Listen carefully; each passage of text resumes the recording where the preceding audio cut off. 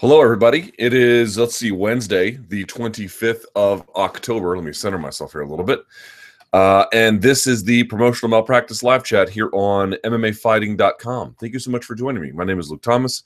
I am the host of this program. I appreciate you guys joining me. We will go for about 90 minutes, probably a little bit less, talking about the latest and greatest inside the world of MMA, combat sports, and whatever else is on your mind, I suppose. Best place to get your questions in, of course, is going to be on MMA Fighting, where this window here is embedded. Questions that turn green get priority, but not exclusivity. And yes, I don't know if I have anything formally to announce today. I don't think that I do.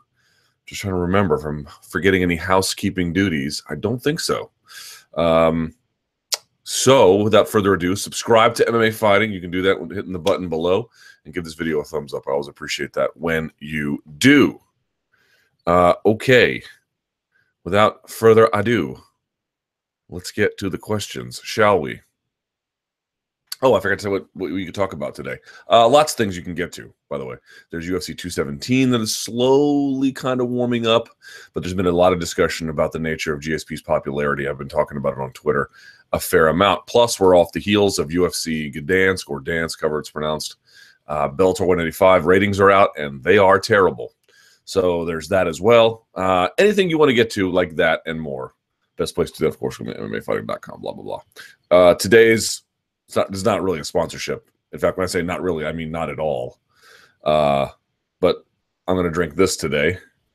The Buy. This is Brasilia Blueberry. And it has 30 milligrams of caffeine. Not much. Normally, my pre-workout, if I don't have to go to bed early, we'll have 300 to 400 milligrams. So it's pretty good. Pretty good.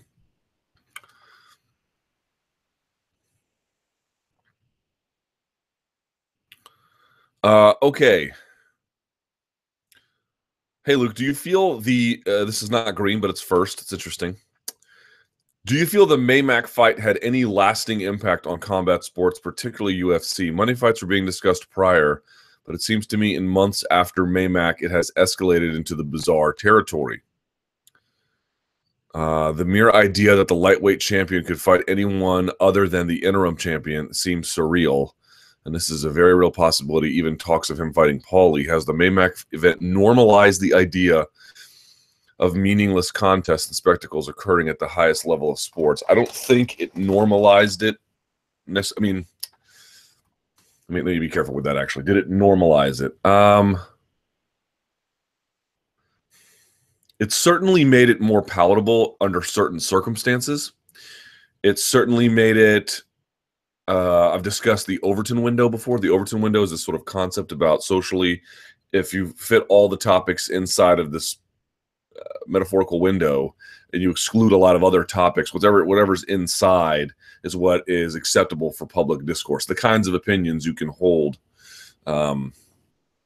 without fear of much retribution. And so the Overton window, it's sort of, now it used to be outside the Overton window to even suggest such a thing. Now it's very much inside, right? Because it's sort of popular.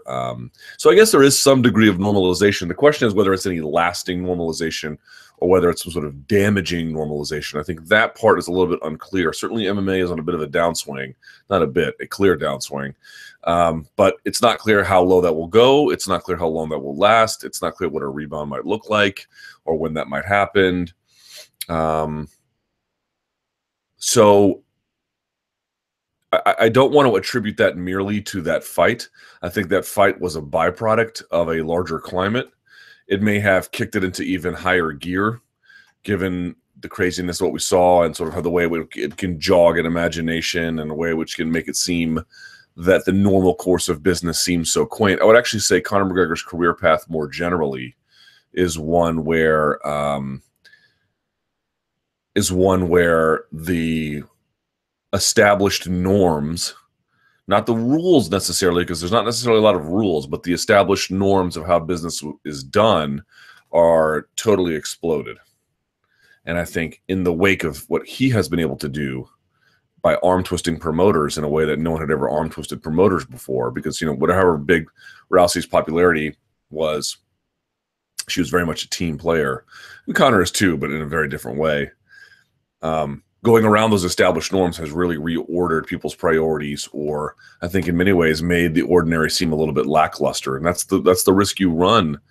Not really with one big fight like that, but having a general, I think, posture towards the absurd. It undermines the value and the what shouldn't be quaint normalcy of normalcy itself. It shouldn't be viewed as quaint. It should be viewed as you know, this main artery by how we have this product delivered to us. And I think Conor has really upended things, not merely for himself and for the business, but has had this network effect where now everyone around, not everyone, but, you know, certainly, I mean, John Jones, before his suspension at UFC 214, spoke openly about how Conor kind of changed the way he thought. There was a certain prevailing wisdom about what was good, what was bad, what was, you know, suitable at certain junctures of your career, and Conor went and reordered a lot of that. And you know, I think the other part is just sort of the nature of the MMA fan base that we've learned through this whole GSP process, that they are getting churned and burned, and then if you can create a new crop of stars, problem basically solved as long as those stars are around. Like, I think if they could develop a new star in the next 6 months to a year, it would be great. It would be great. I think a lot of the problems that we're experiencing would not be nearly as pronounced. But, you know, you take that churning and burning, you know, basically turnover, with him reordering perceptions among casual observers as well as fighters themselves, and I think it leads to a lot of malaise. There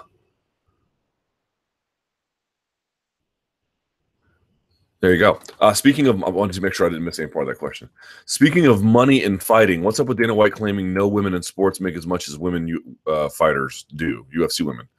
On those most recent Tough episode, Dana White visited the Tough House and told the fighters this. He also told them that he has women fighters that make over $1 million a fight. I can't help but feel likely he was blatantly lying to them, and I can't believe this was actually aired on TV. There has to be a higher grossing female athletes on average compared to UFC fighters. For the record, which female fighters other than Ronda have made over $1 million in a UFC fight? I don't even think Miesha Tate has.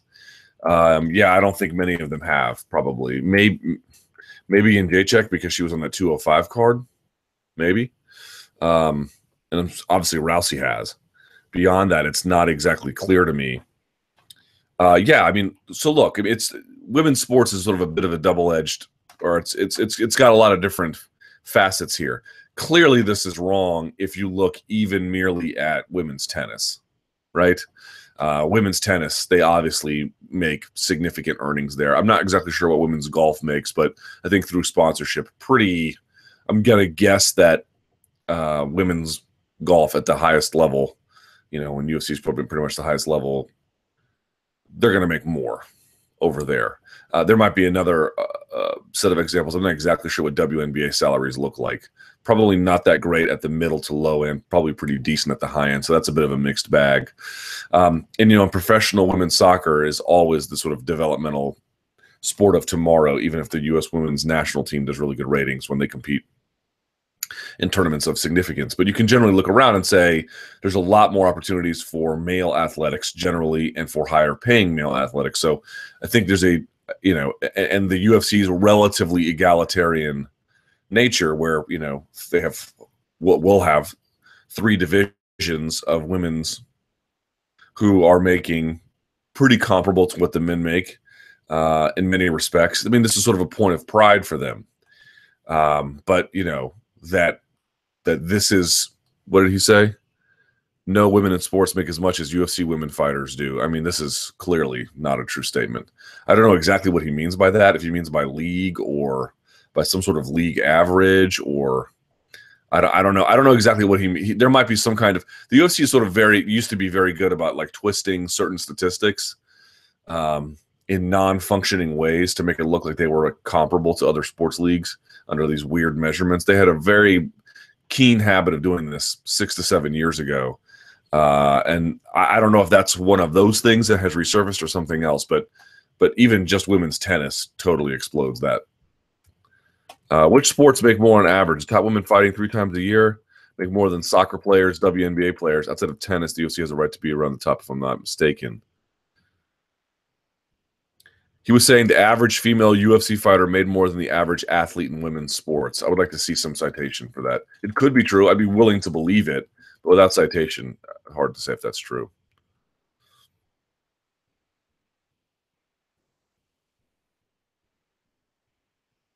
Someone asked me about, on the last chat, you railed against the McGregor-Malignaggi boxing fight. You were explicit about displeasure to be mild with fans who supported the idea with media that supports it. However, don't you feel at least a little bit responsible? No, I certainly do not. I should remind you that your live chat beat MMA fighting as a whole, saturated the airwaves with Mayweather-McGregor. Yep. You even ridiculed those of us who were sick and tired of this boxing match. I'm not sure which one you're referring to. Do you have any remorse? No, I do not. Would you have some remorse if McGregor-Malignaggi becomes a reality? I certainly would not. And I have a written, detailed explanation in there, which I encourage you to check out. I mean, basically what it comes down to is you have to understand something about the nature of the business and media. Part of it, you have to make editorial decisions about what is important to cover, what is not important to cover, if it is important to cover, how much. You have to make all kinds of calibrations and judgment calls as an editor, as a reporter, as a writer, as a podcaster, whatever. What is the appropriate amount of coverage? What do people want to hear? How much should I give people what they want to hear? How much should I make it about what's more important in the world generally?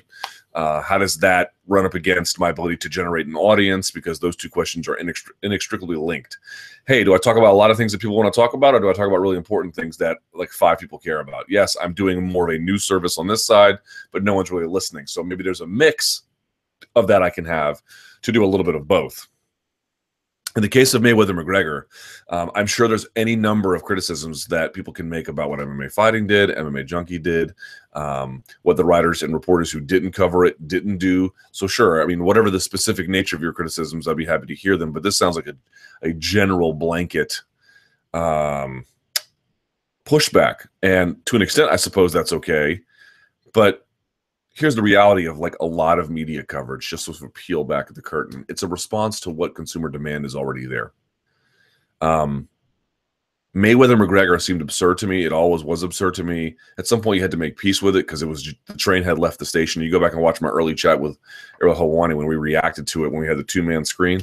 You know, it's a craziness. It's a crazy thing. And so we're just trying to, you know, you have an obligation, I think, to cover it once it's out there. Unless it's a truly egregious, immoral thing, like the kind of stuff where, you know, you have Japanese grandmothers fighting Gabby Garcia in Japan. But that aside, the reality is you're responding to consumer demand. Now, I chastised, you know, Leonard Ellerby and Dana White for being like, well, we made this fight because the fans demanded it, which to me sounded like a cop-out. Because if the fight's bad, you're going to say, well, you asked for it. So at some point, you have to make an editorial judgment on the news side or a business judgment on the other side about what kind of content you're capable of putting out. I think we put out a lot of content that was critical of it, outright negative in some cases. We put out a lot of content that was absolutely cheerleader-ish, I'm sure, as well, which is probably one of the more myopic points of MMA media generally. You know, this kind of thing can happen because you mostly have fans who volunteer to write and they try to take on a journalistic role, and there can be some conflicts over the course of someone's tenure. I'm not exempt from that at all. I'm sure I've done it 1,000 times.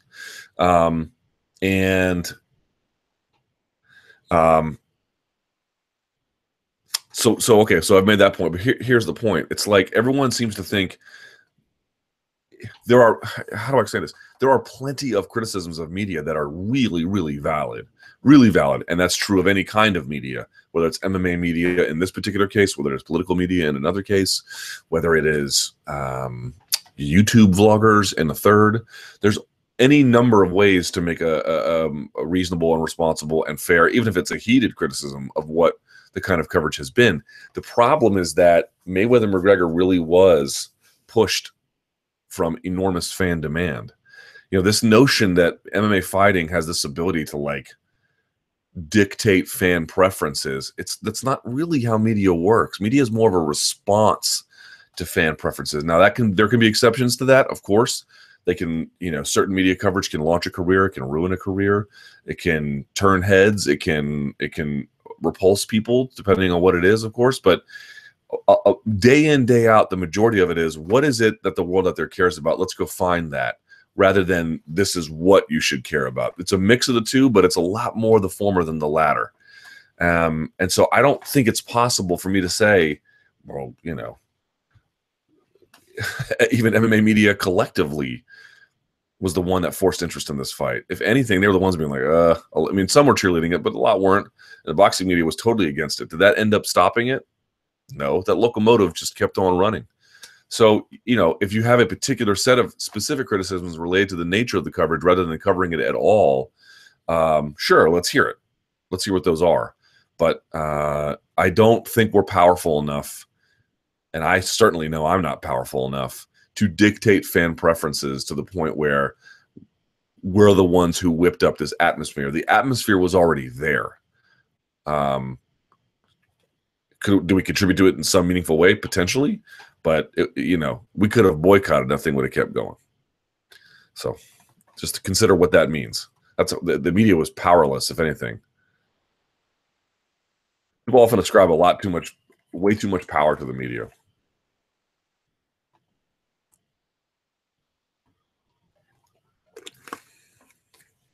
Easy to blame them, though, right? Till and UFC Liverpool. Look, what's next for Darren Till? Is he now a legitimate top 10 fighter after dispatching Cerrone? Should be. If you were his manager, would you be pushing him towards the Perry Ponzinibbio winner, or is there another route to take? A lot of the welterweight division right now are matched up, but based on the performance on Saturday, let's not forget what he did to Robbie Lawler. He couldn't do it 3 months earlier. Then Till could pretty much pick anyone he wanted to fight. So far, the best matchups already made in that division are, as it stands today, Masvidal-Woodley. And it seems like Till wants maybe the winner of that, but in particular, Wonderboy. Excuse me, Masvidal versus Wonderboy, not Woodley. RDA versus Lawler. Maia versus Covington. Condit versus Magny.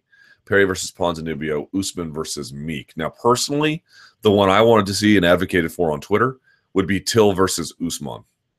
Kamaru Usman, and I believe Ariel Helwani tweeted about this. Like, people just don't want to touch this guy. You know, and a lot of people don't want to touch Darren Till either. Cerrone stepped up and did it, but they really don't want anything to do with Kamaru Usman because he's not yet necessarily a celebrity, and he is a tough fight, a very tough fight. He might be your next champion, to be honest. Kamaru Usman's a beast, but people are saying the exact same thing now about Darren Till. Darren Till also, by the way, a huge welterweight, And if he can find a way to stifle the wrestling of Usman, Usman's striking has come a long way too, so I don't think he'd necessarily be out of it. Plus, he hits very hard. But to me, that's the fight to make. Now, you wouldn't make it for any number of reasons. As it's noted, Usman versus Meek is already booked. It looks like Till's got his sights set somewhere else. And you'd potentially be killing off a contender in doing that because you might think that Till might eventually challenge for a title one day, and maybe Usman would too. Why have them fight early on and derail someone's efforts there? But that's the kind of fight the UFC was built on. That's the kind of fight I like to see. That's the kind of fight that it's hard to make under a lot of other circumstances. You know, tune-up fights are great. Super fights are great. They all have a place in the sport. But when you're on the rise and you're pushing and you're looking for that validation, because that's the early part of the rise, is when people think you can't meet these challenges and you can just continue to meet them and meet them and meet them and meet them.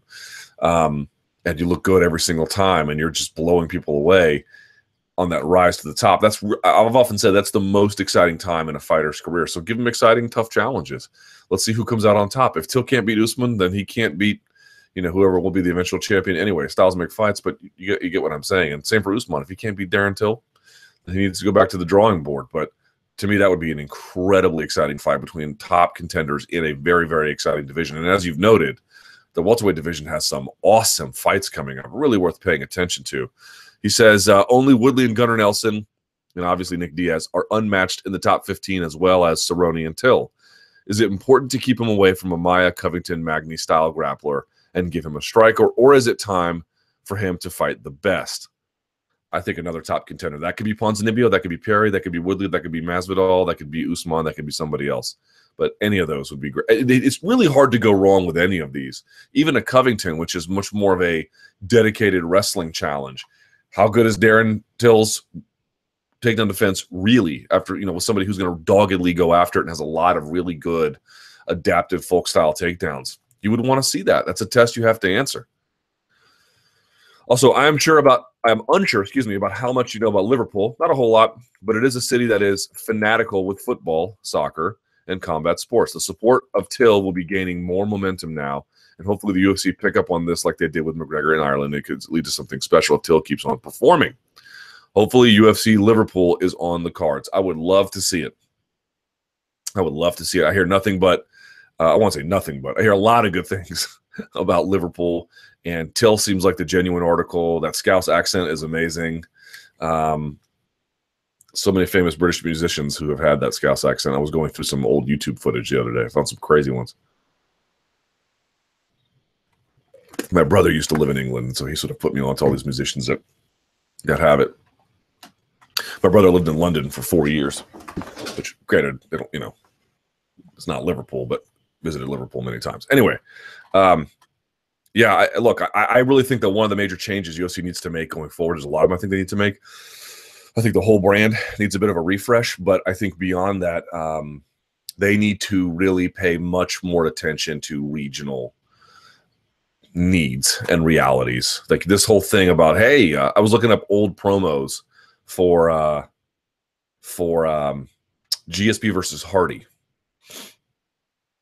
old one, and I was looking it up, and it was like the announcement of it's like, you know, the UFC returns to New Jersey. Now, granted, this is New Jersey Prudential Center in Newark, which is right outside New York, so it's almost like a very similar thing. But you know, back when the UFC could put Anderson Silva on at the middle of the afternoon against Demi and Maya in Abu Dhabi and sell 500,000. Maybe whatever location you go to doesn't matter so much. On the other hand, when your interim title fight does 120,000 pay-per-view buys, maybe it's time to start taking regional support a lot more seriously, making sure Stipe fights somewhere in Ohio or preferably Cleveland, making sure that Darren Till gets a chance to perform for Liverpool. Conor got that with the UFC Dublin card. Now, there were many, many guys from SBG and Ireland on that card, which, of course, created the general atmosphere. It wasn't just Conor, but obviously he was, you know, the biggest component there.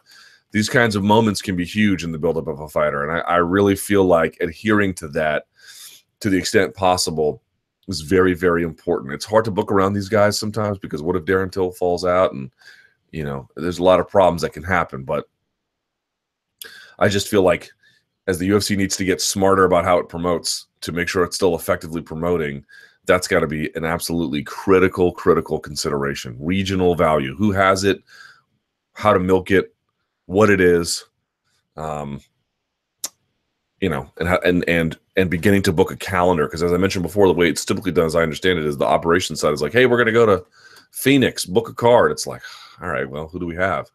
Rather than, hey, Stipe has a title defense coming up, or, you know, something like that. Let's go to Cleveland, and then we'll book around that. That would be kind of important. Plus, as the further they move away from television and into online, you know, broadcast, the more you can move around a title and the more you can move around big fights. So if you're less dependent on pay-per-view, presumably, now this is a big if, then you can move around a little bit more. And so I think going to those places is really, now going to Poland, it has its importance for the brand. And they had Kowalkiewicz on the card as well as Blachowicz and I guess some others, but Piechota. But it's not the same. It's just not the same.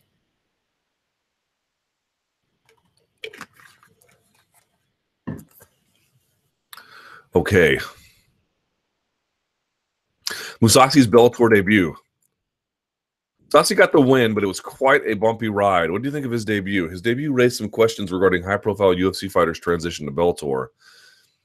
Why do you think many of them struggle? Yeah, I scored that fight for Shlemenko, if I'm being honest. I can understand a call for Mousasi. I don't think it's in any way horrible. I was a little surprised. Pardon me. I was a little surprised that not even one had it. Hold on.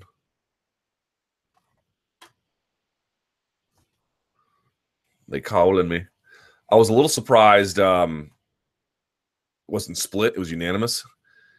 But he got lucky, man. I mean, you know, not lucky in the sense of a robbery, but that was a generous reading, it seemed to me, of what had happened in that contest. It opened up a couple of problems. I mean, there's so many problems that this thing raises. One is, why do these guys struggle? I think because people just criminally underrate everyone in Bellator. Bellator's divisions are not nearly as big. They're not nearly as stacked, but their top guys are really good. It's just how it works. Shlemenko is a flawed fighter, but when he performs up to his abilities, you can see what he can do. He can create problems for people. He doesn't really beat the very best guys, and he lost badly to Tito, but he wasn't really a 205er, and Shlemenko's good. I don't know how else to tell you. Everyone's like, these guys are Bellator aren't good. Yes, they are. They're very, very good. They're clearly very good. Look at the struggles Lorenz Larkin is having. He just ran through Neil Magny. You know, so you get the idea. I think that's part of it. But the interesting fact about it, which no one's really talking about, is the 3-round fight. Now, their main events that are non-title are 3 rounds. And I think there's probably a couple of reasons why they do that. One, going back to cops as soon as possible might be a priority for them, given how the ratings are. The ratings were bad, man. They were really bad. And the other problem is that Scott Coker said, well, if we go to that, we can't go back.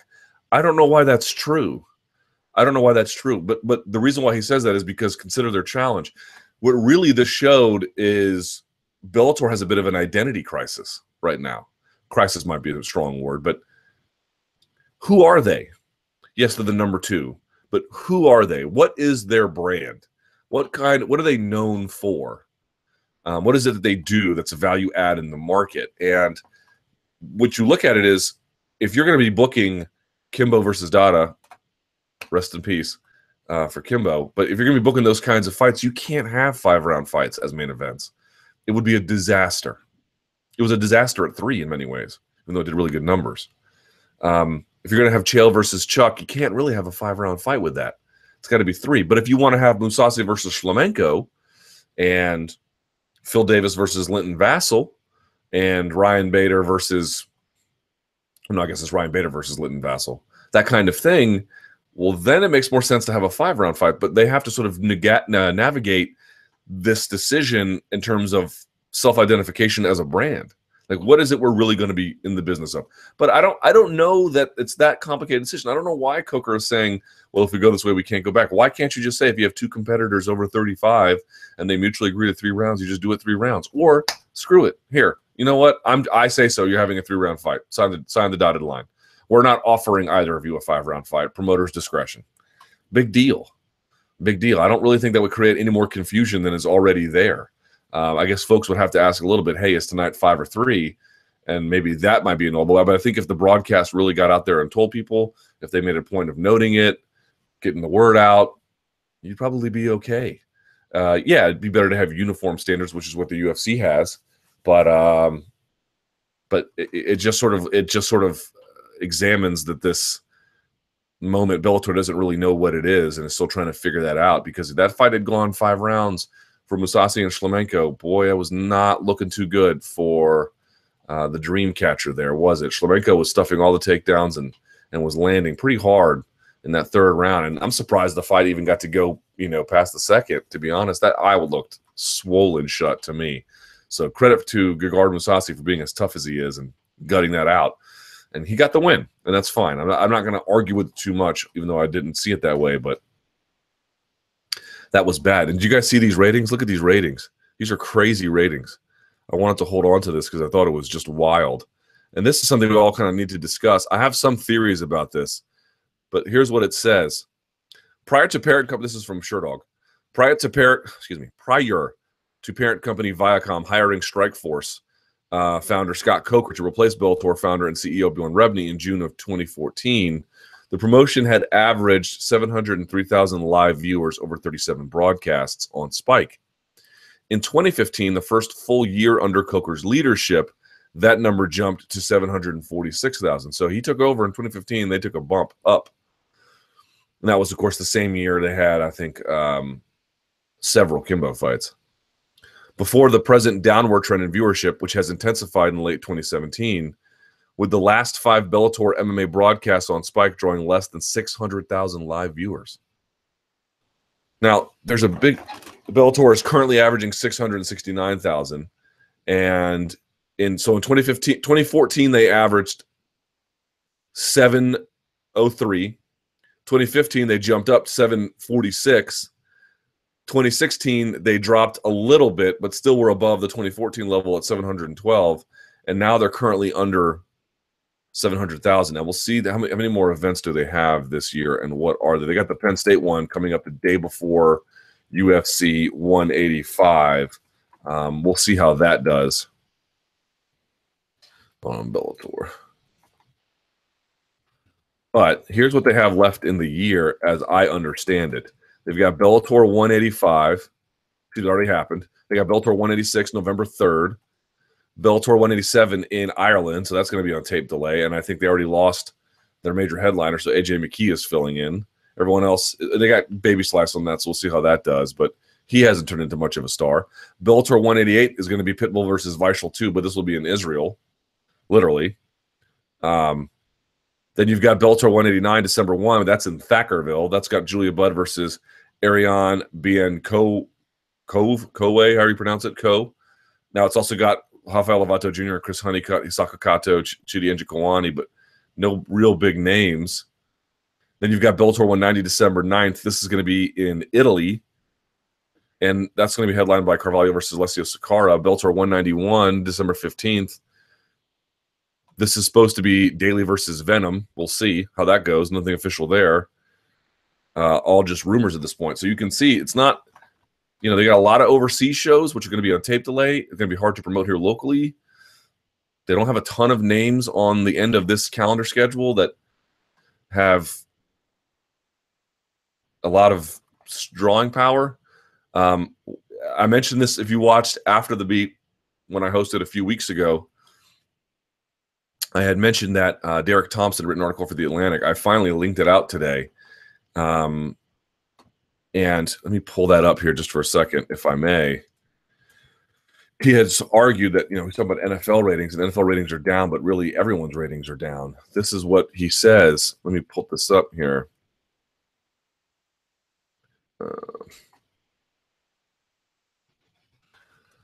Ratings are down for everything except for cable news. Out of 78 primetime broadcast series that aired in both 2016 and 2017, only one, ABC's The Bachelor, increased viewership among people under 50.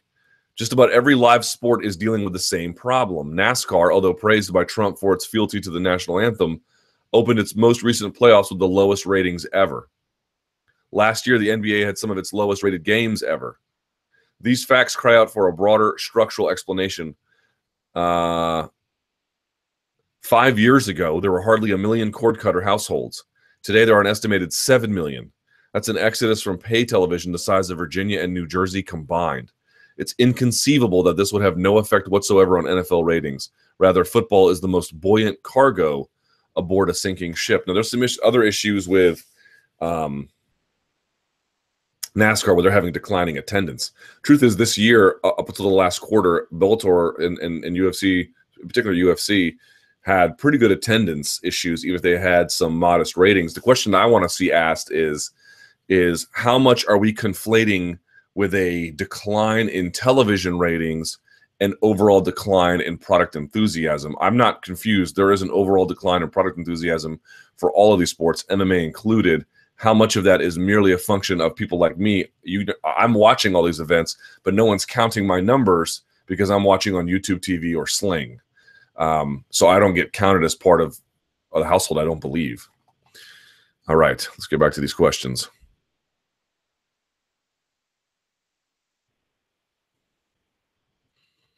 GSP versus Bisping, a couple of questions. There are reports of slow sales and that the new generation of fans doesn't have a strong relationship with GSP. Do you think the UFC overestimated GSP's drawing power? In retrospect, which GSP comeback fight would you prefer? And which fight do you think would do the most pay-per-view sales? Bisping, Woodley, Silva, Nick, and Nate. Boy, this is a really interesting question. That's one I've been doing a lot of coverage on. I tweeted about it yesterday. I have a new video of my own YouTube channel about it. I talked about it on my radio show yesterday. This is a fascinating topic to me because it caught me completely by surprise. In fact, I admitted I was wrong because I kind of scoffed.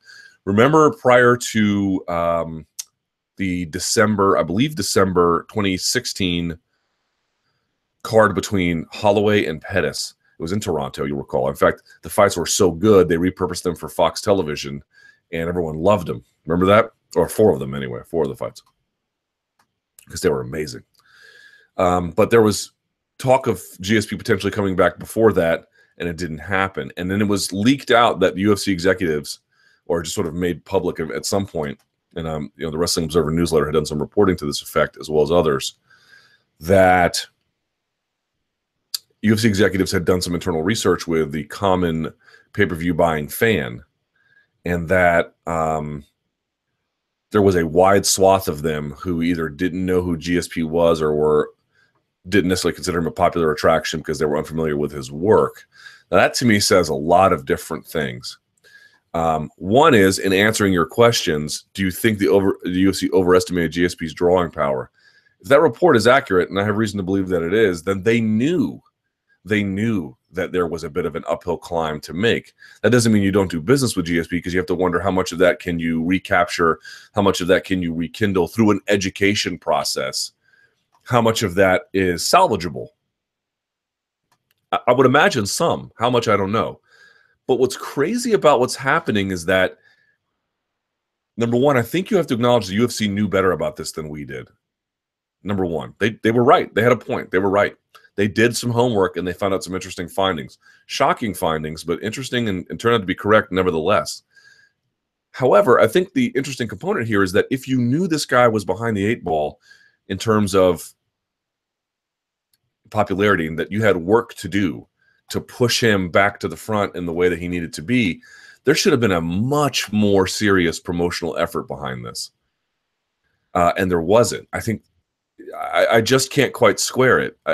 You knew there was, ostensibly, you knew there was a challenge in either visibility or awareness among the current crop of pay-per-view buying audiences, and yet there wasn't a special effort to make sure that that problem was addressed.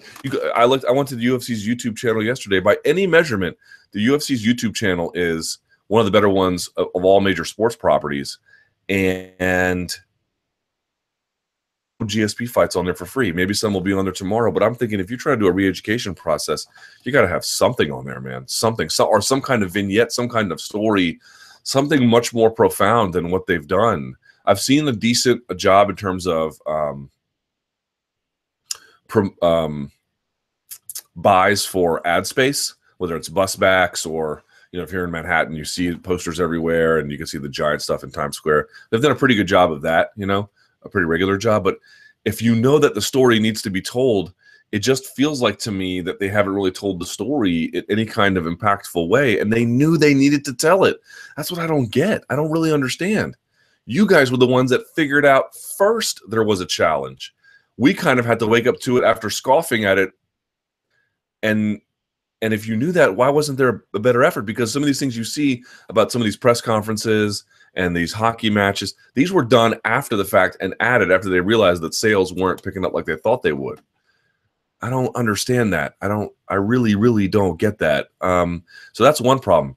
The other problem I've sort of had, which is frankly kind of scary, is this notion of fan turnover. It would have never occurred to me that people who watch MMA currently would have no idea who St-Pierre is. That is shocking. Shocking. Now, again, I think the people who do can probably be, can have that somewhat rekindled, or could you train a new generation of fans to appreciate them? Potentially. Certainly potentially. And I think this is going back to the same regional argument. If you had not done this fight in New York and you had done it somewhere in Canada, or you had done that somewhere in Montreal, I'm not guaranteeing it would have been a sellout, but it stands to reason it probably would have done a little bit better. He did get a roaring applause at whatever hockey game back, I think it was a Habs game back in Canada, that him and Bisping went to. So there's something to be said for that as well. But it just sort of is very concerning that MMA fans come for a few years and go. It's like MMA fans are, it's like an NFL career. What's the average NFL career? It's like 3 seasons, 3 years, something like that. It's very, very, very short. Like most guys in the NFL play for a little bit and then they're gone. Very, very few last like 7, 10 years. That's very hard to do. And the current promotion feels like the UFC said to themselves, you know, we had to really get out there and rally the fan base and explain to them how this works, and explain to them the value, and explain to them, you know, whether that's the fan base or the media or interested third parties. We had to go there and do a lot of hand holding as the UFC to get people to pay attention. And I think they felt like, you know, they were raising some kid on a training wheels bike, and they were able to push him, and the training wheels came off, and MMA can just sort of carry forward on its own momentum. It turns out that's not the case. It turns out you have a new generation of kids on training wheels that need your help if there's going to be any value. I had someone, even my producer of my own radio show, she got into the sport right after Couture retired. Now, Couture was in some movies after that, a little bit more prominently than GSP was in Captain America. So she has some understanding of Couture, but basically they don't have the same sentimentality for Couture that those of us who were around when he was competing do. Liddell has sort of an iconic association with the brand, so maybe there'd be some of that they could go back to. He was one of the first big stars here. You know, we bring out all the old hits. These it's amazing. It's like with Kimbo, you like, how can this guy still draw after all these many losses and all of this many exposure about, you know, how good he really actually was, which was, you know, by professional standards, he'd come a long way, but obviously was not that great. But passions died for him hard. Now, 4 years is a long time, but it's like weird. Some fighters have, or maybe is it some fighters have this incredible lingering appeal? Is that it? Or do very, very few have that lingering appeal, and most get turned pretty quickly? My hunch is that by the end of, not this weekend, but of course next, that I think there'll be a lot more enthusiasm for 217. There'll be a lot more promotion for it next week. Today there's a media day. I think eventually we'll feel a lot better about how it all turned out. But it's just a weird warning sign that if you can't, like, it looks to me like the mechanism of fan creation is some set of stars brings in fans who watch for a few years. Then when the stars go, the fans go. And then if a new set of stars come in and create a new generation, then that's how it keeps going. But what if you don't create a new set of stars in a timely turnover kind of passing the baton way? Then what happens? I don't really know. But that I find concerning. So again, it's like the Bellator situation. This one it lays bare a number of wider issues. This lays bare a number of wider issues related to the nature of popularity, related to the nature of how popularity can linger in some fighters and not in others, in the way the UFC promotes and needs to change things in a more precise way around regional ties to make these events as big as they can be, and some wake-up calls about you know, what the future might look like. Someone says 3 reasons I think GSP is underselling. Number 1, this is his word, not mine, but this comment is green. UFC has abandoned the Canadian market. After GSP retired, very little investment, few big shows, not re-signing Rory McDonald. It's not an enthusiastic Canadian fan base. I think that could be rehabilitated, but you're probably right. There is some lingering damage. Number 2, 2008 to 12, stars are forgotten, fan base is gone. Anderson Silva, as the UFC co-main for 208, made no difference. Did 200K buys. Son and Vanderlei Fedor flopped on pay-per-view. Rashad Evans and BJ are buried on FS1 cards. People will not pay to see them. Probably true. Being champion is not enough for the pay-per-view buying audience. Bisping versus GSP is not an organic matchup. Only reason for the fight is that Bisping has a belt and UFC belts are devalued in today's MMA. These are all very good reasons as well. So, good.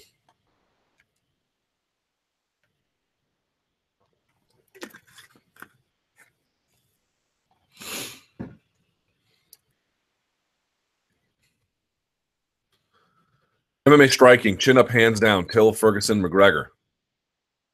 As boxing is my main reference for striking, I have wondered about some of the specifics of MMA striking lately.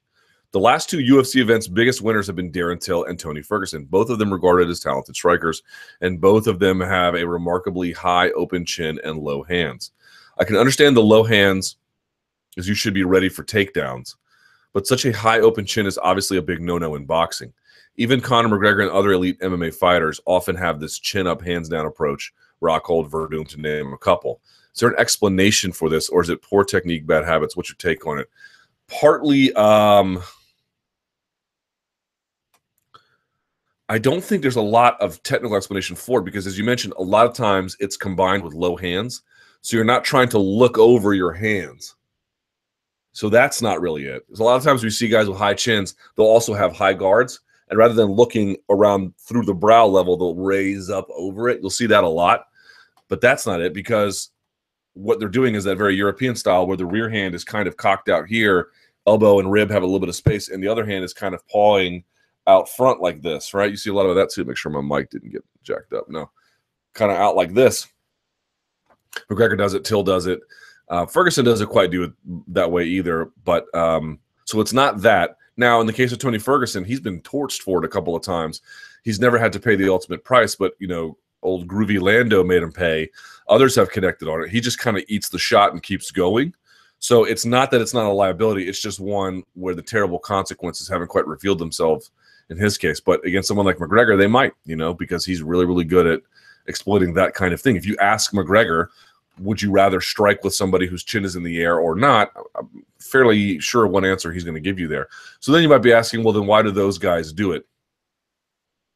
I'd have to talk to their coach to get a better explanation. There might be some kind of reason for it that I'm not aware of. I mostly think it's because when you fight rangy like that, Darren Till's really good about when he fights, he does this.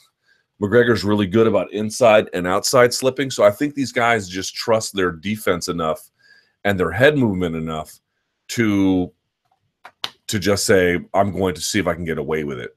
And in truth, early in fights, Darren Till gets away with it. Look, go back and watch that fight. Look how many times Cowboy's punch comes like this close, like just very, very close, but never quite enough. Till's got really good lean. He's got a really good lean. And there are times when leaning back can be inadvisable, but nevertheless, he's really good at that. He's really good at managing range and distance, both defensively and offensively to score. And I think McGregor's the same way. And when those guys are good at slipping like this, and then launching devastating attack after the fact, they prefer that kind versus, you know, here and trying to look over the gloves, but the gloves are down. Everything's hunched, elbow to ribs. You know, it's not, you're not squeezing it, but it's everything is compact. I just don't think they operate in that. They can't have that freedom to have all the different angles they want when they're compact like that. And I think partly it's because of the open spacing of the octagon as well, right? If you're in a ring, you need to be very, very careful about what you leave open and how you move. You know, just look at how badly. I mean, he was tired by that point, but look at how badly, you know, Mayweather was headhunting McGregor. And I think because by the time he got tired, low hands, you just don't have you don't have the muscle memory or the instincts to bring him back up anymore. He didn't have particular tie-up techniques mastered for boxing, and so it's not like there's not downsides to it. It's that I think those guys feel like they can get away with it either because they've got a rock chin, or because they really trust their head movement and distance management to get around it. Plus, if you can always put yourself in boxing range and you're Conor McGregor, and you saw Darren Till wasn't much of a finisher up until this contest, but I think he probably thinks the same thing, that I just need a couple of shots to land on you and the entire momentum of a fight can shift very quickly in my direction. Whether that's going to pay off over time, we're going to see. But it's not like they think this is good. This is universally not good. UFC promoting boxing, Zuffa boxing. Dana White said in a recent interview that the UFC was open to the possibility of going into boxing. And we all saw his Zuffa boxing t-shirt during the Maymac tour. What do you think about the UFC Zuffa boxing promotion? Good move. What do you think and prefer it would look like? This is an interesting one to me. So how much Fight Pass do you guys watch? How much do you watch? And by that, I mean not old fights. I mean like other organizations that put on shows, live events on Fight Pass. What I have noticed is a heavy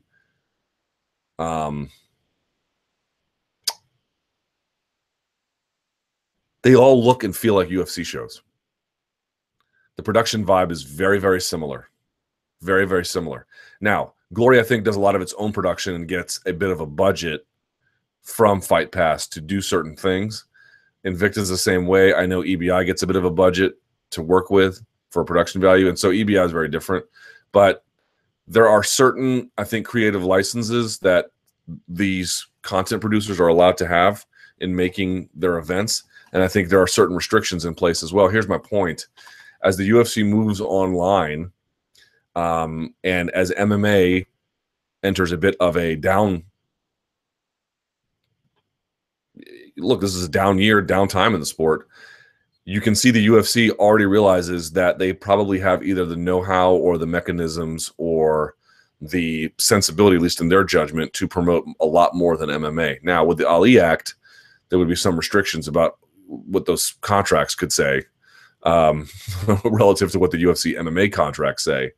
But yeah, if they feel like they can make, I mean, look at what the Mayweather-McGregor tour probably, I mean, again, this is such a wild,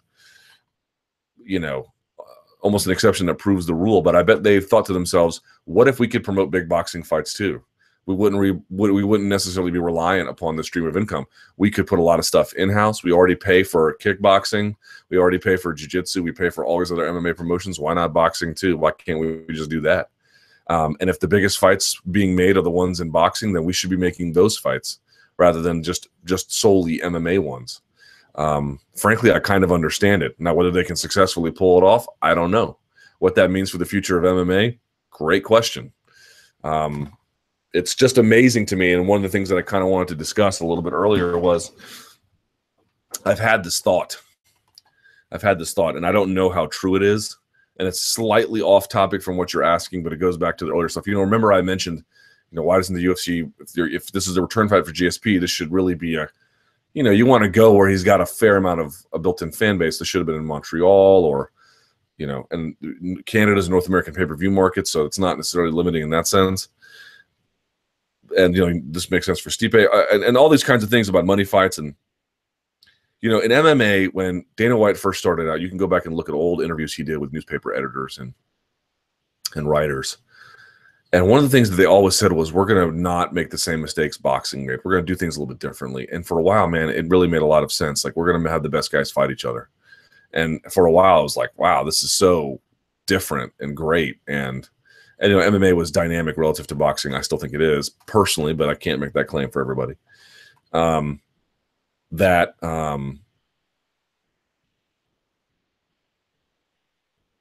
You just thought they had kind of said, we can look at all the mistakes that boxing has made. We can correct for it. We're not going to have too many divisions. We're not going to have too many titles. We're going to make sure the best fight the best, and on and on and on. And as time goes on, what we are finding is that, I'm not saying MMA is becoming boxing, and I'm still trying to work this theory out in my head. So you can't quite hold me to it yet, but I want to at least introduce it. Rather than, we all thought the limitations of the boxing model were these choices that either unscrupulous or incompetent people had eventually forced the model into. And I'm sure some of that probably is true.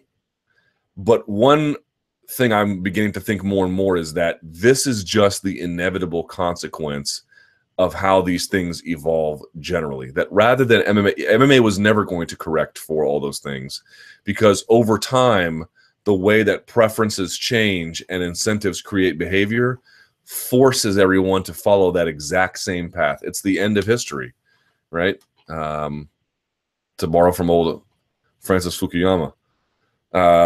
This is just how things naturally go. Like, everyone's like lamenting the super fight thing. What if this was just the inevitable consequence of how things were going to go anyway? Everyone's lamenting, including me, the addition of extra weight classes. What if all those weight classes are just the natural thing, the natural impulse for people to create? Because that's why boxing has it, because they were around long enough for those preferences to work themselves out. That's something that has really begun to occur to me. We all thought that we were going to go in the opposite direction, and we went like that, and now we're coming back the exact opposite way, further and further and further, to the point now where the UFC might even get into boxing. You know what I mean? Like, it was a fun little experiment while it lasted, and maybe I'm overstating things. It is very possible. Again, I'm still working out this theory a little bit, but it just looks like, and there's very specific things, boxing had this federally regulated model. That changes things significantly relative to MMA, and there's lots of different nuances about how the way boxing works was created. But over time, you're just beginning to notice some similarities, and I don't think it's an accident. I think we, to an extent, how much I don't know, kid ourselves into thinking we could do a little bit differently, and we're just going to eventually end up on the exact same path because that's how human preferences over time will just push it no matter what. We'll see. Sao Paulo. Card is good this weekend, huh?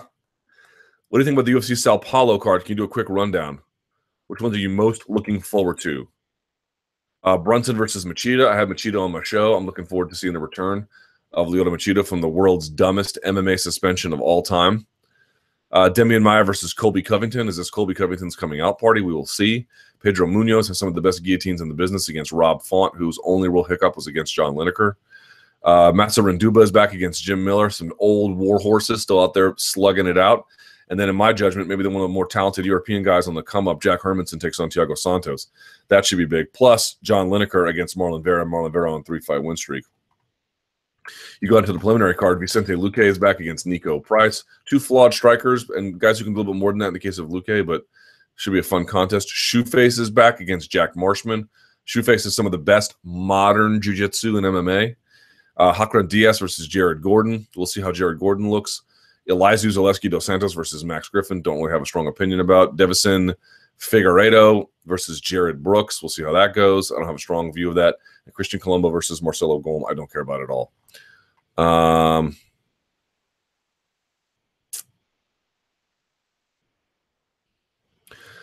Chito Vera's on a bit of a 3-fight win streak, but I still find it a bit of an uphill battle against Lineker. Lineker just hits so hard. I had Rob Font on my show, and I was like, how hard does Lineker hit? And he was like, bro, I've never even been hit that hard in practice. He said what it did to him was the power was so shocking that it sped everything up because he got hit, boom. And even if he said even when he blocked it, like you could just feel how hard it was, and that it shocked him to the point where he couldn't rationally process the fight and slow it down. So the fight went super fast, and he was constantly on his horse, moving, because he was so mesmerized by the power that it like literally distracted him from making rational choices in the course of a fight. That must be something. So Chito Vera has had some nice wins, especially against Brian Kelleher, but I don't know about this one. And then Covington versus Maia. Let's see if Maia can submit him. I think Covington might surprise some people, but we'll see. I don't really know. Last roundup for Cowboy. Hey, Luke, considering how the main event played out in Poland last week, has the sun set on Cowboy's title ambitions, and has his take on all comers mentality come back to bite him in the ass? Yes, of course it has. He looked a shadow of his former self against up-and-coming prospect Until, and certainly not the wily vet we know and love. Is this the end of the road for Cowboy as far as fighting for a strap? Probably. Or can he come back and put a run together again? I think he can put runs together again. But fighting for a strap, this is probably the end. I've made this point before. Fighters are going to have a certain set of interests, and consumers are going to have a certain set of interests. And when they align, that's great. But a lot of times they won't align. It did not really rationally make sense for Cowboy to take this, other than to preserve the integrity of his principles. Any guy, anytime, anywhere. But rationally, it didn't really make a lot of sense to take that fight. You saw Darren Till effusive with praise for Cowboy for taking that, because he knew just not a lot of guys are going to do that. It's not really rationally in their interest. But Cowboy makes a lot of decisions that are not rationally in his interest. And I think as a fan, it's hard to expect that from a fighter, but I think what you can do is when they do that, you should celebrate that. You should thank them for that, because they're doing something that is much better for you and me than it is for them. And that is a rare thing these days. That's what makes MMA great in some ways. Well, look, I'll always understand if a fighter doesn't take something like that. What are you going to do? You would probably make a similar decision in a similar circumstance. But for a guy like Cowboy to not shy away from challenges like that, even when it comes to hurt him, it might have limited the upper bound limit of his career, but in many ways it's cemented fan enthusiasm. It'll probably send him to the UFC Hall of Fame, not this one fight, but his larger body of work in particular. And it's why we like him. We should be very, very, very grateful that fighters like Cowboy exist, because he is very much not typical. And it's not that he's atypical in some kind of small way. He is atypical in a profound way. And we are getting more entertainment as a consequence of it. You got to be thankful for that. Cub Swanson. Cub Swanson has said recently that the Ortega fight is the last one on his deal. What are your thoughts? He'd be a great addition to Bellator if they wanted to pick him up. Hope he gets what he's looking for. Do you think UFC will let him go? Depending on what he's asking for, I could see them letting him go. Sure. Do you think he will beat Ortega? Probably. Probably. He let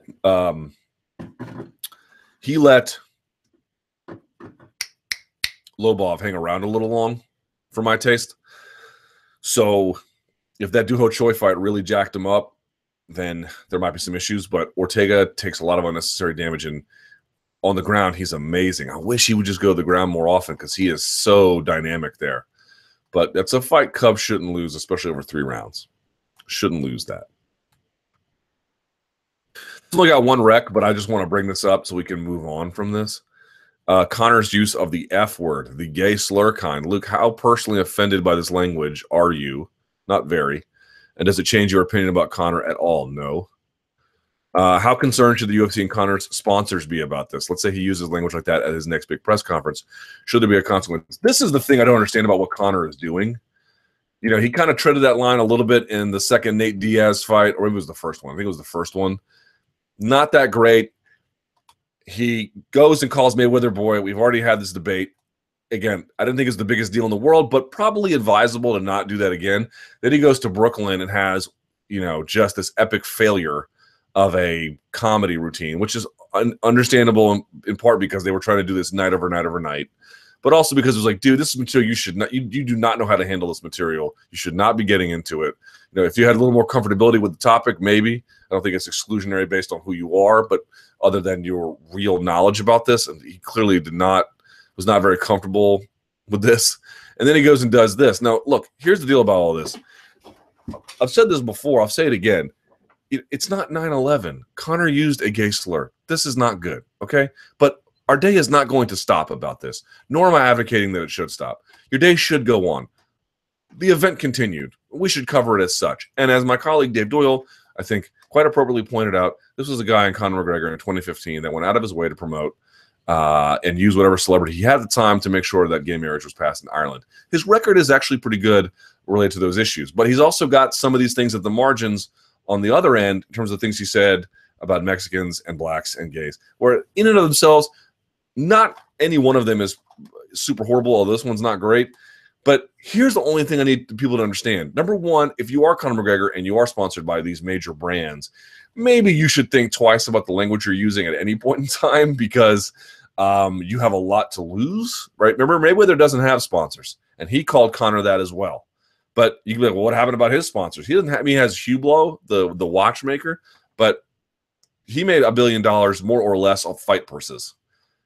He never made himself beholden to anybody else. Conor doesn't have that luxury. He has got a number of sponsors, both exclusive to Ireland and Europe, as well as globally. Something to consider. Maybe Beats probably wouldn't like that, right?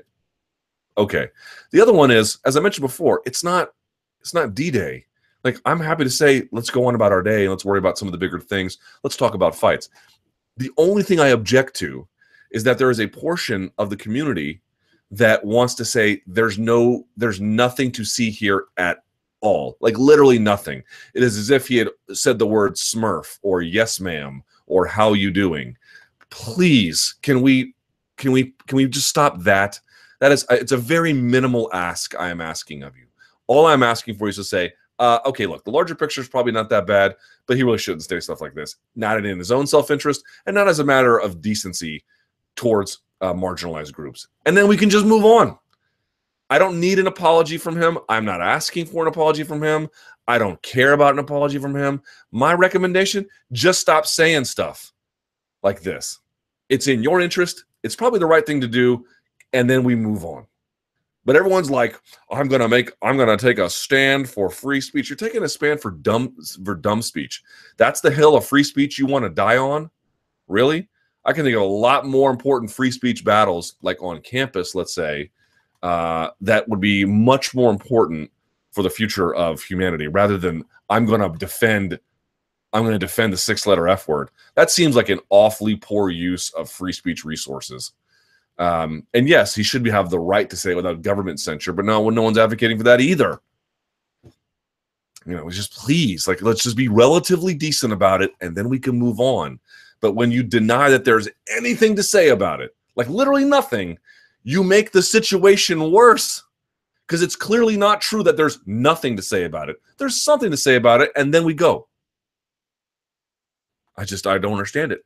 If you want the thing to go away, do the thing that makes it go away, not the thing that makes it a way bigger story than it needs to be.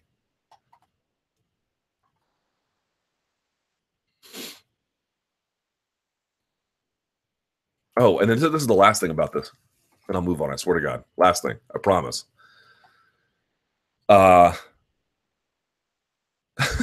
In people trying to buttress their viewpoint about how using this word, and yes, the F word is not the N word, because the N word, if you call your other white friend an N word, it's like, doesn't even make any sense. But I grew up in an age, and I have used the F word for 20 years. For 20 years, I used it because I grew up in a time when it wasn't a big deal. And I know Ireland's like, I have so many Irish fans who are like, well, it's not a big deal. Well, first of all, I got plenty of people from Ireland telling me that it is. So it's at least a mixed response here at best. Second of all, I don't know if you guys know this. I grew up in a time in America where you could say that whenever you wanted to. People said it in music all the time. All my friends said it. You had Julio Jones on TV the other day being like, hey, a game we used to play was called Smear the Queer. This is an actual game we played in the United States. It's a stupid game, but we all played it. Yes, I am as guilty as the next guy. I probably said it more than Conor McGregor. So this is not glass houses throwing stones. It's merely an observation that, like, while I grew up in a time where you could do that, as gay life became more mainstream and as members of our gay community, both in MMA and in the wider society generally, began to have more of a voice and begin to vocalize preferences and begin to be more visible and important and just have a more public life, it began to dawn on us that using words like that were not merely hurtful and mean, but probably inappropriate in most contexts. In art, I don't think it's inappropriate necessarily. I wouldn't want to regulate art. So everyone who is from Europe being like, it's not a big deal here, it's going to be in about 10 or 20 years, maybe less. You got to catch up a little bit. I don't know how else to say it. If you think you're going to be this exempt territory where these rules will never apply, you're in for a rude awakening. It's coming your way, and it's probably coming a lot faster than you think. Just be decent, and let's move on. Okay, end scene. All right, Nate's inactivity. I see and hear this a lot. They can do the trilogy fight, talking about McGregor, anytime, and we'll do great numbers. Is this a correct statement? For now, it is. I mean, with Nate not having taken another fight since his last time he and Conor fought, at what point does it become irrelevant? I'm not worried about Nate because Nate, there's still a lot of demand for this. He's still pretty popular. The one that's more interesting to me is, in light of what we learned about GSP, which is, again, is very, very different from Kimbo, but in light of what we learned against GSP, the more time you take off, the more this becomes irreparable. Right? If he took 4 years off or 3 and some heavy change, then you're probably looking at a scenario where one of the greatest of all time has some work to do to reintroduce himself. Now, Nick Diaz's appeal is very different. He has this, sort of underground appeal he always has. His brother, who shares a name, I think still is popular. That might buoy him some. But, we talked about it last week, and I was saying, I think if you're a Nate Diaz fan, or a Nick Diaz fan, you kind of just got to let this go. He might come back, but who knows? But now you have to sort of encounter the reality that even if he does come back, he comes back to what? Exactly. Depending on how long he takes off. Because now we're looking at a case where St-Pierre is having trouble, and he's like on anyone's Mount Rushmore as one of the best ever. Whatever Mount Rushmore is supposed to even mean anymore. But you get the idea. If that guy's having trouble, I mean, who's not going to have trouble, Robert Whittaker. Luke, have you heard anything about him recently? I have not. This person says, I follow him on Instagram, and it seems he's been wrestling, hitting pads, and doing jiu-jitsu these last few months. Is he actually hurt? Seems to me the UFC was hell-bent on making GSP Bisping for a title, even if the interim champ could have been ready to fight in November or December of this year. I'm sure he is hurt. I don't think he's malingering, and nor is he out there claiming he's being ducked. Now you can hit pads and you can do wrestling to an extent, and you can do jiu-jitsu to an extent, even when you're recovering. There's probably limits to that, and there's probably additional amounts of recovery work to supplement that. But it's not like I'm sick, I'm sick, I'm sick, I'm sick, I'm sick, I'm healed. It's a continuum process, and at some point you're 100%, at some point you're 80. 80 can often look like 100 to the impartial observer. So I would trust that if he says he's injured and he's recovering, he probably means it. McGregor pay-per-view price is going up. Hi, Luke. I mentioned here a while back that a friend of mine back home in Ireland said that McGregor had a clause put into his Mayweather contract to not publicly disparage the new featherweight title holder on social media, which we know he didn't. This person doesn't have a specific contact with McGregor, but he did do some work for him, either him or SBG, legal work. Anyway, this is this person writing this. I cannot verify the authenticity of this. Same guy said that McGregor's pay-per-view cut demands going forward mean the UFC will increase the price of his pay-per-view by $5 to $10. Have you heard anything about this? No, but that's a very interesting point, or question rather. I don't doubt this guy again, but again, he's not particularly connected that I know of. So then why are you bringing it up? The last time they did that was for Weidman Silva, and Dana said it was a once-off, and they went from $54.99 to $59.99 for the HD broadcast. Now that's the normal price for every pay-per-view. So I think that when the price goes up, it will not just be for McGregor's pay-per-view in the near future. Any truth, I'll look into that. Wouldn't surprise me if his cost more, but not substantially more. Remember, this will also vary by MSOs. Comcast may not charge the same as RCN, as Time Warner, as DirecTV. That can vary, not significantly, but that can vary, from $5 to $10 depending on how you're getting it. So I have not heard this. It's something we can look into, but remember, those prices can vary beyond the UFC's control to an extent. Fantasy matchups. Then I will just give you a fantasy answer. Prime Kane versus Prime Fedor. Prime Kane. Maya versus Askren.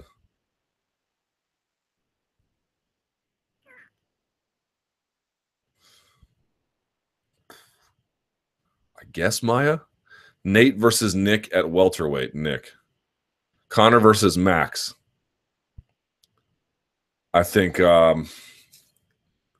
it's the same thing, man. I think if Connor gasses, Max will tear him up. But if he doesn't, hard to say. Prime GSP versus Woodley.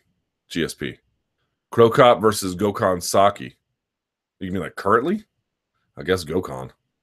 Mark Kerr versus Lesnar. Lesnar. Habib versus Prime BJ.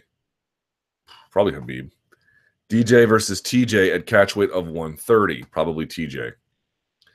Tony F versus Max. Tony Ferguson versus Max Holloway. Tony. Askren versus Habib. Askren. He's too big.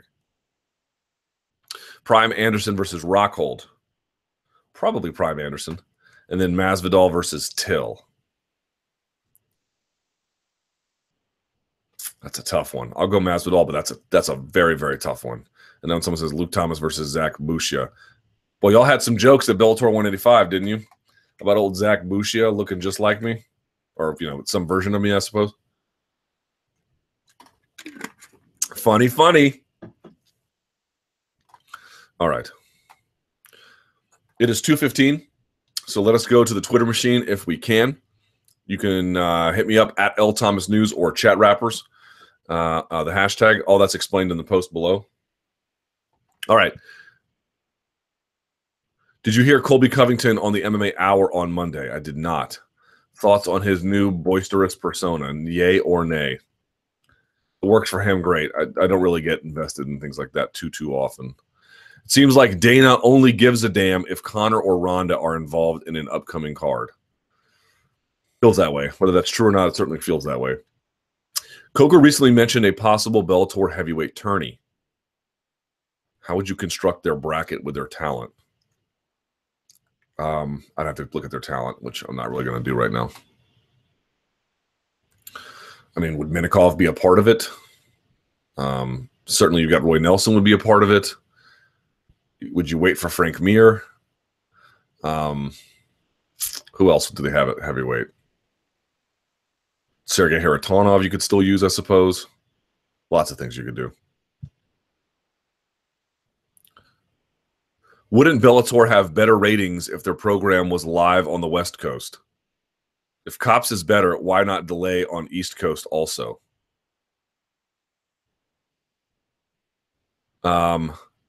They don't view it like live sports at Spike. They like to, I think what they like to do is like to show it live on the East Coast, show it or, you know, same time, like 9 p.m. East Coast time, and then wait till 9 p.m.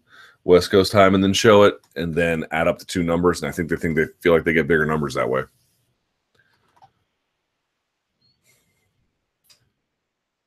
Any opinion on Stevie Wonder not really being blind?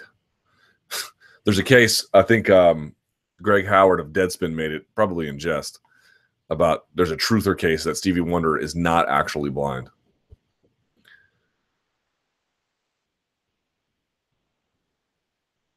What NYC card is better top to bottom, 205 or 217? I'd argue 217, but that's just me. Fight to make, Till versus Nelson. Okay. Diaz versus Alvarez Gaethje winner. That'd be awesome. Gus versus Rockhold. Sure. Weidman versus Machida Brunson winner. I like all those. All those are great choices.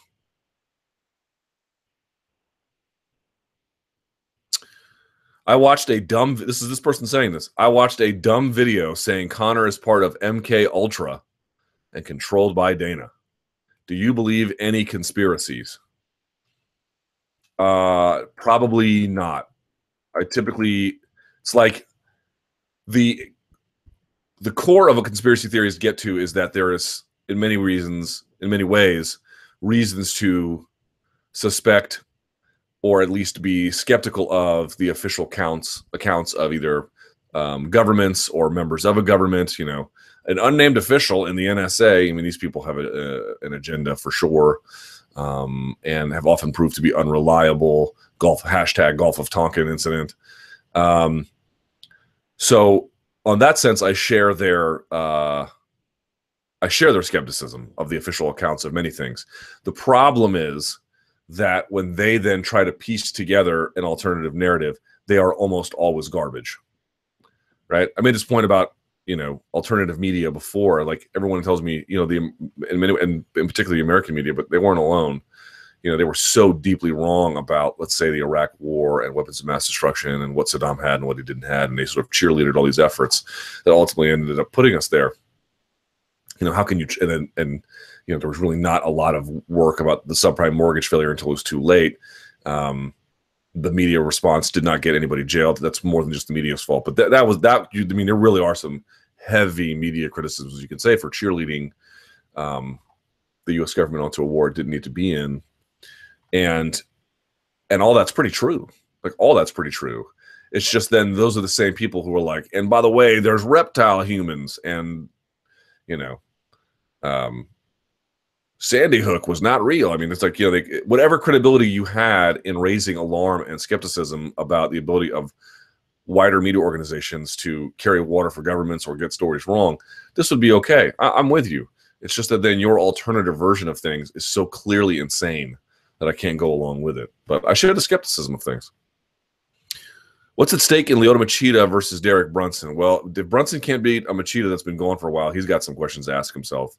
Machida, interestingly enough, what's left for him? He told me, matter-of-factly, that he still wants to make a run at a title. This is still very, very important for him. He thinks he can still do it. And if he loses to Brunson, then the 2 years off must have been incredibly harmful for him. By the way, 2 years off for Machida. How are the ratings going to be on Saturday night for him? Are folks really going to remember what he has done in the sport? So those are some other bigger questions to get to there as well. So that should be kind of interesting. So what's left of Machida as a competitor? Can Brunson really finally turn a corner and get a win over a big name, especially one that's been off for a couple of years? This is kind of big. GSP versus Bisping is a fight nobody wants and asks for except two men who want the easiest fight for the most money. I think that's probably upsetting some people, sure. I don't see it, and the odds back me up, but do you agree a Maia win versus Colby would be a disaster for UFC? Disaster, no, but not good. Any updates on the Rothwell-Barnett USADA violations? I've not looked into it.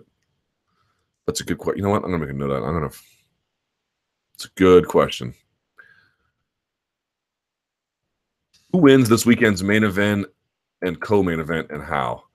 I'm going to say that Mushiya finds a way to pull it out by stoppage or decision. And who is the co-main this weekend? Let me see. Real quick, huh?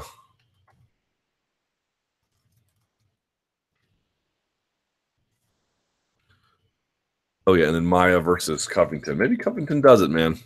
Maybe Covington does it. I don't know. Those are both very, very tough calls. Very tough calls. Hard to say.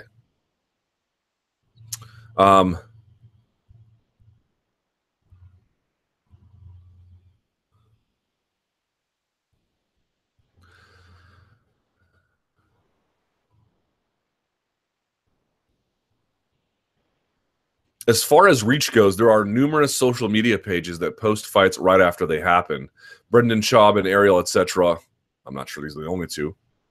Always claim nobody sees the fights, and that's just false. They see them, they just don't pay. Numerous pages with 300K followers all posting fights for free.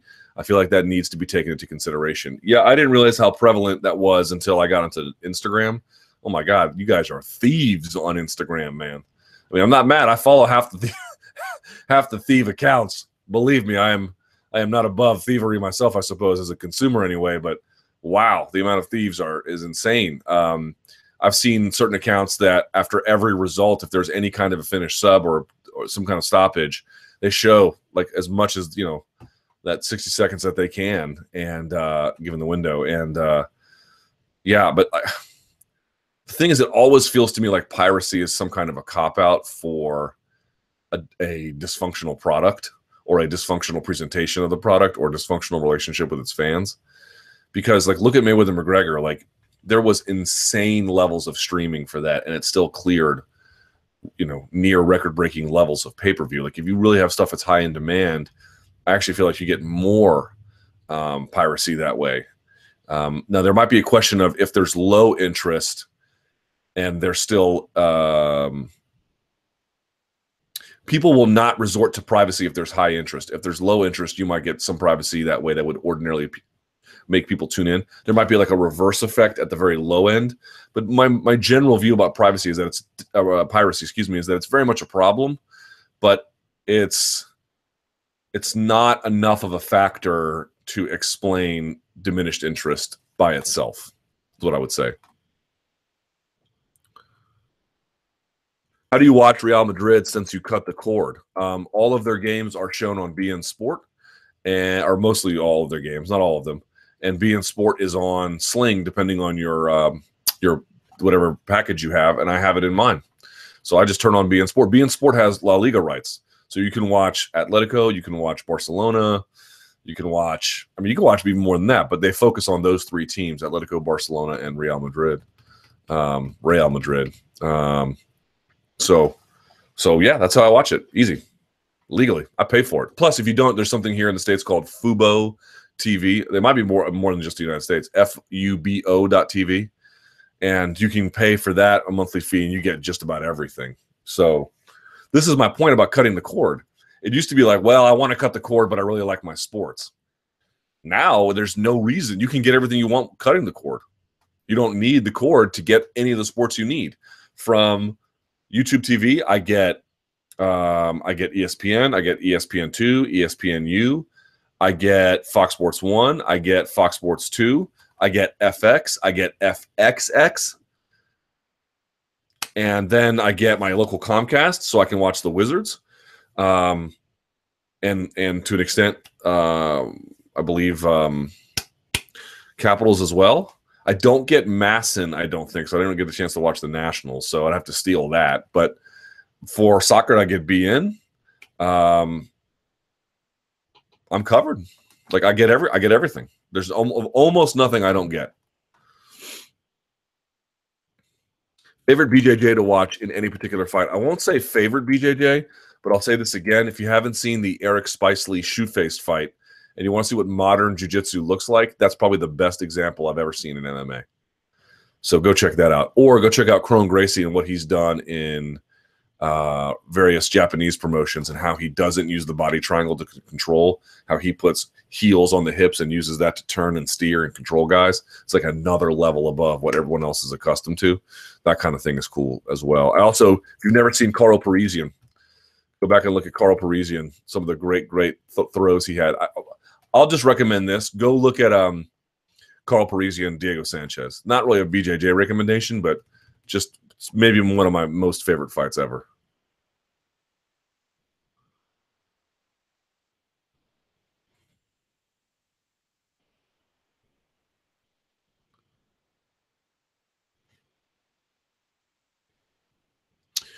Conor has an interview with BT Sport tomorrow. Do you think Conor will announce his next fight? Unlikely, but possible. You see Bradley and Altidore getting booed by 70,000 plus in Atlanta. Check the Giovinco goal from that game. I don't watch MLS. Well, I'll watch DC United in person, but I don't. MLS is. Do you guys see what this is? The the Columbus Crew, which is an MLS team, might get moved to Austin, and the owner had the balls to say, well, it's a business decision. Like, there are certain metrics the fan base is not meeting, so it's much more in my interest to move the team to Austin. Now, I think Europeans have rightly brought up a point. I mean, like, you would never imagine, Liverpool FC or Manchester United like leaving Manchester for, Brighton or Bolton or whatever, or some suburb of London. You just couldn't imagine that. And I think partly they're a little bit strict about that, but they generally have a point. Like, these are cultural, communal institutions that really bind people, and I get all that. But it's also the Premier League, and it's easier to be it's much easier to be a Manchester United fan than it is a Columbus Crew fan. You have a lot more incentive. I'll put it that way. But to say something like, it's a business decision. It's like, understand something here, donkey. Columbus Crew is part of the MLS, all right? And these guys try hard, and this fan base who's here, they want them here. And that's really what matters. However, you're the minor leagues. If what you're telling me is your participation in this city is contingent upon you making enough money, why on earth would I support you to begin with? Like, I could easily, and I do watch European soccer. That's all I really watch. But like, I can imagine a fan being like, if this is just transactional, let me just go watch whatever the Europeans are doing, and you can go F off somewhere.